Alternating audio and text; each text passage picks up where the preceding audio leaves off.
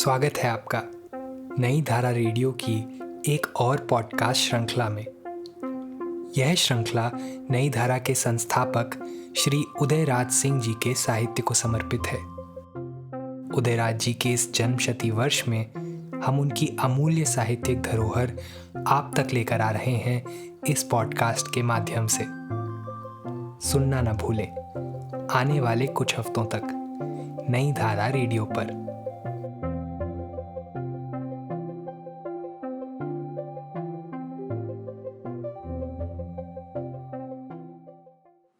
आइए आज सुनते हैं उदयराज सिंह जी द्वारा लिखित हायरी आंखें। ये कहानी जुलाई 1950 में नई धारा में प्रकाशित हुई थी।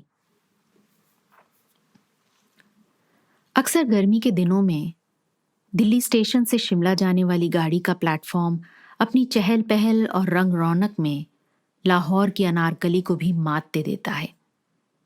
कनॉट सर्कस की भव्य दुकानों के शोकेस में जो बेहतरीन साड़ियां और सलवार कुर्ता के सेट निर्जीव कागज के पुतलों में अटक कर टंगे रहते हैं, वे ही उस प्लेटफॉर्म पर चलती फिरती हसीन तस्वीरों की काया से लिपट कर चमक उठते हैं।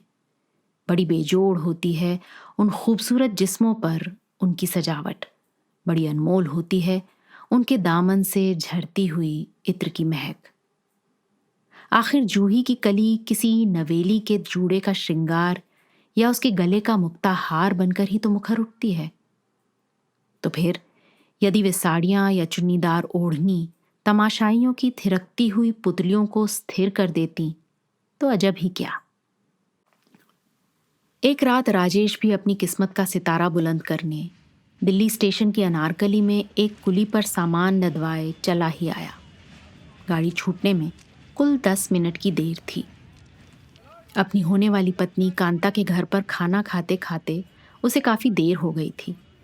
खैर, दौड़ता हाँफता वो स्टेशन तो पहुंचा, मगर यहाँ हर बर्थ पर बिस्तर खुल गए थे। कहीं भी तिल रखने की भी जगह नहीं थी। कांता उसे छोड़ने स्टेशन आई थी। एक ओर वह दौड़ती और दूसरी ओर हजरत खुद, मगर जब जगह होती तब तो जगह मिलती। राजेश पसीने पसीने हो गया। पास ही खड़ी एक नवयौवना उसकी बेचैनी भांप रही थी। उसने मुस्कुराते हुए पूछा, क्या आप भी फर्स्ट क्लास के यात्री हैं? जी हाँ। तो घबराइए नहीं, अभी एक बोगी लग रही है, उसमें आपको खासी अच्छी जगह मिल जाएगी।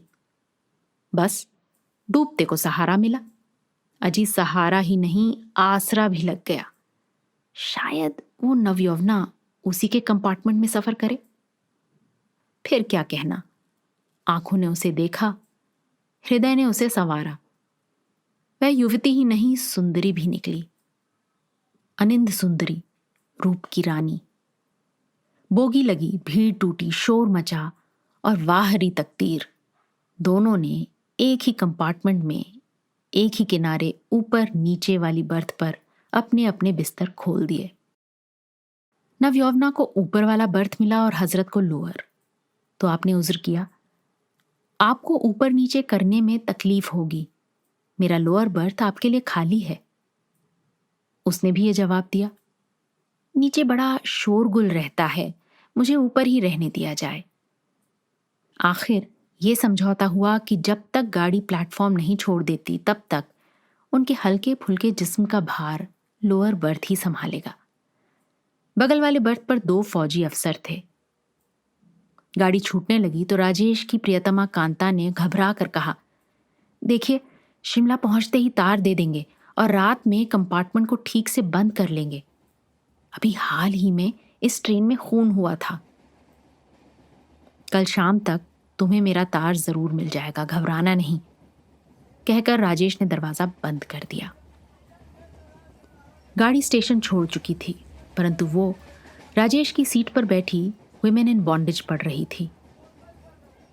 राजेश भी तकिए के सहारे एक कोने में बैठकर इधर उधर देखकर उसे निहारने लगा। आज उसे ऐसा जान पड़ा कि इस बाला से बढ़कर रूपवती इस संसार में विरला ही कोई होगी। कंचन से चमकते हुए उसके शरीर की दीप्ति कुछ अजब निराली थी।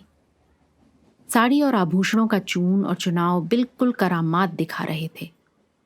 विधाता ने उसे केवल अपने को सजाने और शर्माने का ही हुनर नहीं दिया था, सेहत की गुलाबी भी दी थी और जबान की चाशनी भी। राजेश का हृदय काबू में न था। बत्ती बुझाकर अपने घने केशपाश को खोलती जब वह सोने चली तो कनक किरणों और काले काले बादलों की आंख मिचोनी का ही दृश्य मानस पट पर खिंच आया। गाड़ी की रफ्तार तेज थी। दोनों फौजी अफसर गहरी नींद सो रहे थे और वो नवयौवना भी बेखबर पड़ी हुई थी। मगर राजेश की हालत तो उस बेपनाह की थी जो रह रह कर चिल्लाता था, मैं सारी रात जागता हूं जब सारा आलम सोता है। आखिर वो सोए भी तो कैसे? रह रह कर सिनेमा की रील की तरह नए नए रुपहले और सुनहले चित्र उसकी आंखों पर नाचते रहे।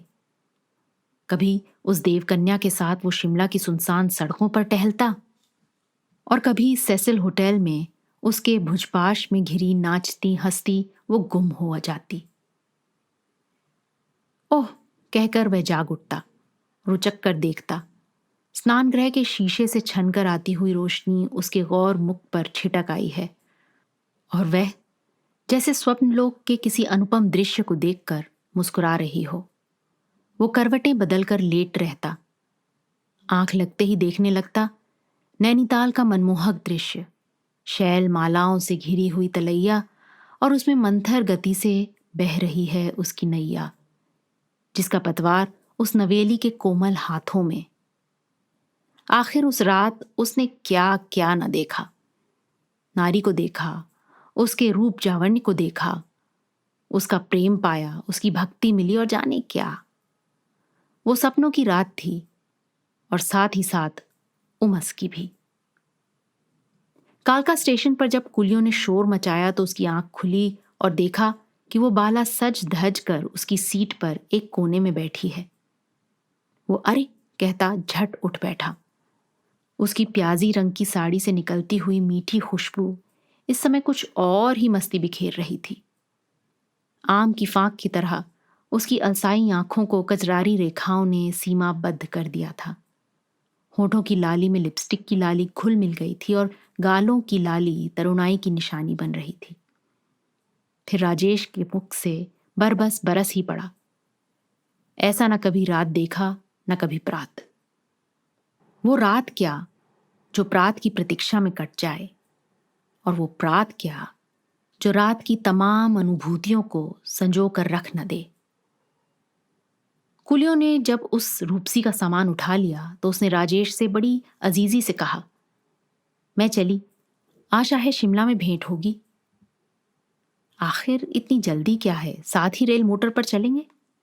नहीं नहीं, मुझे लेने मेरे चंद दोस्त आए हैं, मैं उन्हीं के साथ मोटर से जा रही हूं। आपसे शिमला में कहां? क्लार्क्स होटल में। वो छम से उतरी और भीड़ में विलीन हो गई। शिमला पहुंचते ही राजेश सेसिल होटल में सामान फेंक कर उस बाला की तलाश में जाने को अपने को सजाने लगा। चेहरे पर हल्का पॉलिश किया और टाई तथा सूट को भी जरा दुरुस्त किया। जब क्लार्क्स होटल के लिए रवाना हुआ तो उसके पैर जमीन पर नहीं पड़ते थे और ना ही आंखें किसी एक पर टिक पाती थीं। उसकी मनचली आंखें तो बस उसे खोज रही थीं जो उसकी पुतलियों में समा चुकी थी।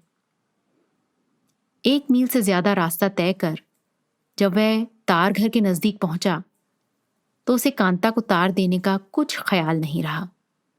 वही कांता जो कल तक उसकी तमाम अभिलाषाओं की प्रेरणा बनी रहती थी, आज आंखों से ही नहीं दिल से भी ओझल हो गई।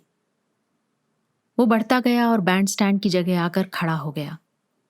यहां नजरें छिलती थीं, कंधा से कंधा टकराता था और जन समुद्र लहर बनकर बढ़ रहा था। आखिर उसकी आंखों ने उसे ढूंढ ही तो निकाला। लहालोट जॉर्जेट की चुनरी पहने वो अपने दोस्तों से घिरी बढ़ी चली आ रही थी। पास आते ही राजेश ने बड़ी अजीजी से नमस्ते किया। उसने मुस्कुराकर कुछ अनमना सा उत्तर दिया और फिर अपने दोस्तों के साथ उसी भीड़ में खो गई। राजेश का चेहरा फक सा हो गया। कल रात का संगीत कुछ ही क्षणों में परदेसी बन गया। उसे विश्वास ना हुआ, भीड़ चीरता उसके समीप फिर पहुंचा और इशारे के सहारे अपनी वेदनाओं को दिखाने की कोशिश की, परंतु इस बार भी संवेदना के बदले अवहेलना ही मिली। और उसके दोस्तों की चंडाल चौकड़ी कुछ ऐसी थी कि किसी गैर की एक न चली।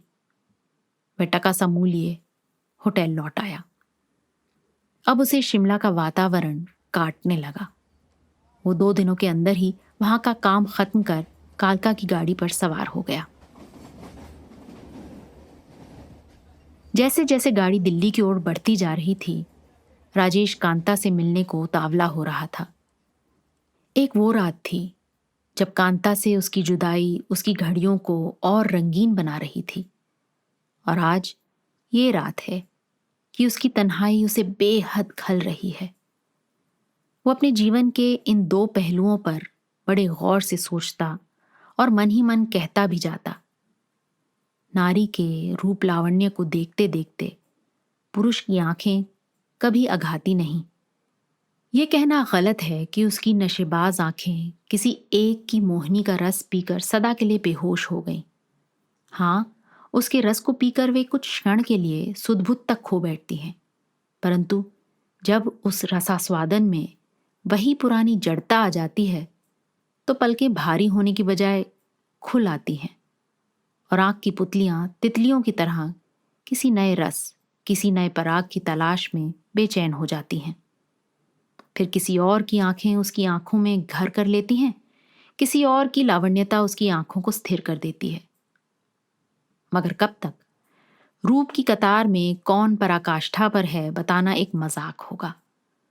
यहां तो जो आज आंखों का खिलौना है वही कल घिनौना बन आंखों से ओझल हो जाता, और जो कल कल्पना से भी परे था वही आंखों में समाकर उसकी प्रेरणा बन जाता।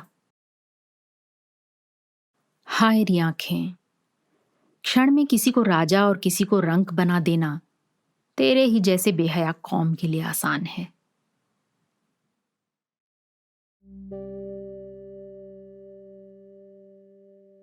इस पॉडकास्ट को सुनने के लिए आपका धन्यवाद। हम आशा करते हैं कि हमारी ये प्रस्तुति आपको ज़रूर पसंद आई होगी। अन्य पॉडकास्ट्स, वीडियो इंटरव्यूज़ आदि के लिए नई धारा को सभी सोशल मीडिया प्लेटफॉर्म्स पर फॉलो करें। जल्द ही आपसे फिर मुलाकात होगी। धन्यवाद।